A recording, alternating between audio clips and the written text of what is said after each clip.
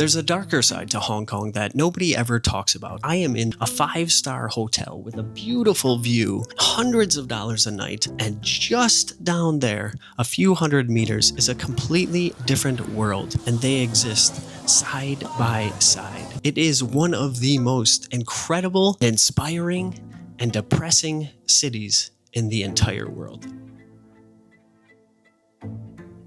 The place I'm staying at is so brutal. It's small. Anybody who's visited here knows Hong Kong is tiny. The #1 most expensive place to live on the planet. But hopefully I've walked myself into a good sleep. Okay, at least we got a bathroom. Oh, wow, yeah. This is tough. I knew it was gonna be like this. That's it. That is the entire room right there. It was $200 for the 4 nights. So yeah, that is the entirety of the room. Welcome to Hong Kong. This video is about the other side of Hong Kong. You know, the ones you don't see in the photos and the Instagram posts, and the same stuff in Central and Sheung Wan and the tram and the Skyline, although it is pretty. It's that person dancing, and it's the markets, and it's the people who are here, you know, doing it every day. Whatever it is they're doing it. That was my favorite moment, maybe ever, in Hong Kong. Awesome. That's the beautiful side of this city, the unexpected nature of it all, and all of the time. Surprises at every turn is a good way to say it. I lived in Hong Kong for 5 years back in 2015, and I knew there was a discrepancy, but I didn't realize it until I came back. I didn't have a bad life before, lived at a nice place. I guess I didn't realize what I had when I had it. Now here, being in this 5-star hotel and all the luxury and the amenities and the treatment. So, on top of the luxurious rooms, you also have this luxury at the top. A sauna and a steam room. And in case you want to exercise with a view, you also have that option. Right next to this place is just the market, and all this chaos and confusion and madness. You almost miss it because it is this weird symbiotic relationship, and it all kind of works and flows in this weird, messy, chaotic way. And it's just this huge juxtaposition that is so staggering. And it truly is one of the darker, inspiring sides of Hong Kong. It's a darker side that functions. And maybe it's not so much a dark side as just a side to Hong Kong that nobody ever really talks about. The caged homes and how people are just scraping by in these squalor conditions. That's the dark side right there. Maybe it is the super wealth on one side. Welcome to the Peak. It's one of the most expensive residential areas in the entire world. And then it's just old Hong Kong. The markets, the stalls, the mess and the chaos. Maybe that has just never gone anywhere, and that's the actual foundation of the city that was built on, and everything was just built around that. You have old Hong Kong hidden in the streets and the alleys and the little shops. Right there in front of you is Hong Kong of old. And this is it, the chaos and the confusion and the luxury, and it's all just mixed all together. That's the magic of this city, the chaos and kind of thriving in it. It makes no sense at all, but you just kind of go with it. So if you're here, go shop in some of the markets. Actually, take a little bit of time and slow down and really appreciate it. It's not just a market, it's the heartbeat of a city.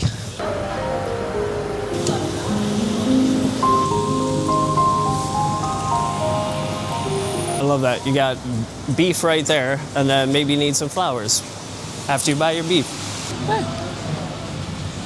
Oh,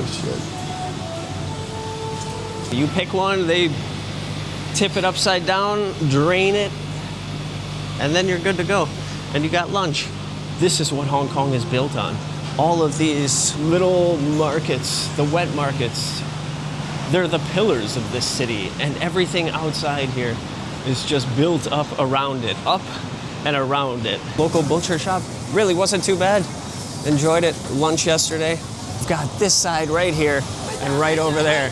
That was where I was staying, looking out at my 5-star window. It just exists simultaneously, in unison, intertwined in this weird, chaotic mess. If you want to follow along on this journey and you want to see the next spot where I'm going, make sure you subscribe to the channel, and you can join my weekly newsletter and get all sorts of valuable tips and tricks. Grab the link down below and I'll see you there. Both guys back there just hacking cigarettes, smashing fish.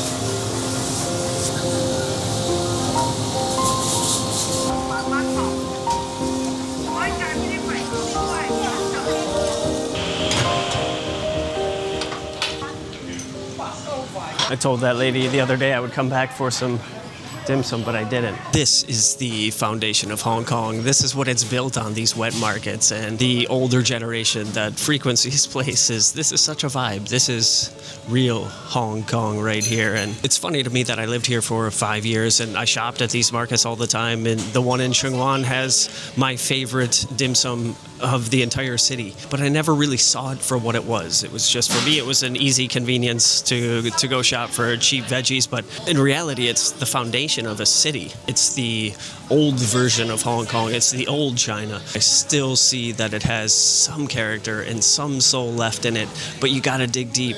You gotta go underground. It's not the Instagram posts. It's not the tourist attractions. It's these quiet Chinese mornings, the older generation hanging out, having some tea and just chatting it up. This is what still lives on.